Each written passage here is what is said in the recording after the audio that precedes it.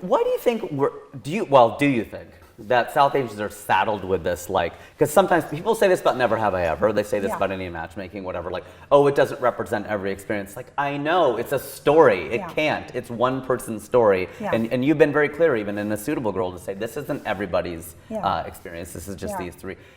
That said, I mean, so I guess my question is more around, like, why in A Suitable Girl do you pick these three women to focus on? Are you trying to make some kind of statement? Well, I can tell you sort of just the answer to why, there doesn't appear to be more diversity even within sort of the diasporic experiences or like the Indian experience reflected in pop culture. And that's because it comes down to the same sort of gradations of privilege. Who's in the room, right? Like, I'm an upper middle class North Indian,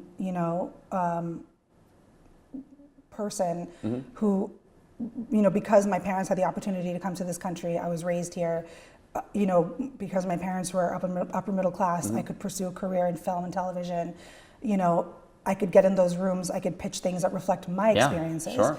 So when the majority of the people who get in the room are people like me, who've had, college education, who've had, who are upper caste, are, whatever, all of upper middle class, all of those things, what's comes out the other side is going to be a reflection of what we know. It equals out.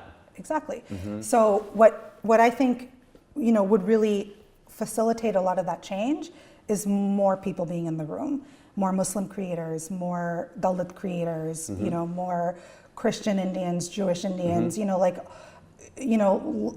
it's because there's already so few projects, that kind of break through. It's going to inherently be the ones that are reflective of the people in the room. And so far, that's been people like me. Now, hopefully that's going to change.